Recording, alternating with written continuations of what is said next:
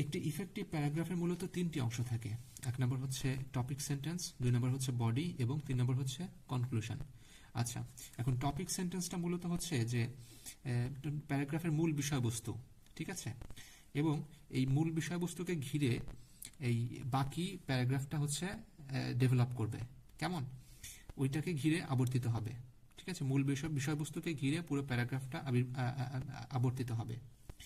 আচ্ছা, এই যার কারণে এই টপিক সেন্টেন্সের আরও একটা নাম আছে, সেটা হচ্ছে কন্ট্রোলিং সেন্টেন্স। ঠিক আছে, আমরা এখানে অবলিক দিয়ে কন্ট্রোলিং সেন্টেন্সটা লিখে দিচ্ছি। আচ্ছা, এখন আসি বডির ক্ষেত্রে। বডিতে কি থাকবে?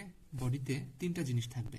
একটা হচ্ছে ব্যাখ্যা, একটা হচ্ছে ওই টপিক সেন্টেন্সের পক্ষে সমর্থন, এবং ওই টপিক সেন্টেন্সের যে মূল বিষয়বস্তু ওইটা আমাকে প্রমাণ করতে হবে বডিতে।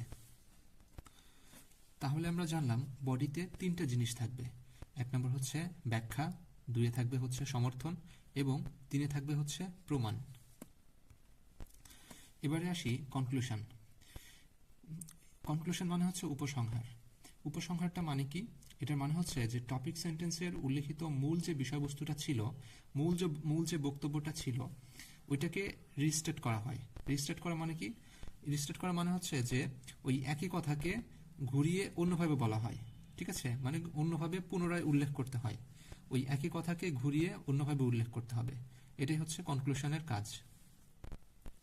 তাহলে এভাবে যদি আমরা খুব সুন্দর মতো সাজিয়ে গুছিয়ে লিখি, বুঝে বুঝে জিনিসগুলোকে ভাগে, তিনটা টপিকে ভাগ করে, একটা হচ্ছে টপিক সেন্টেন্স, আরেকটা হচ্ছে বডি এবং কনক্লুশনে, এবং বডির মধ্যে কি কি লিখতে হয় এটা আমরা শিখলাম। এভাবে যদি আমরা লিখি তাহলে আমরা পরীক্ষাতে প্যারাগ্রাফে ইনশাল্লাহ হাইয়েস্ট মার্ক পাবো। আর অবশ্যই বানানের দিকটা খেয়াল রাখতে হবে। ধন্যবাদ সবাইকে।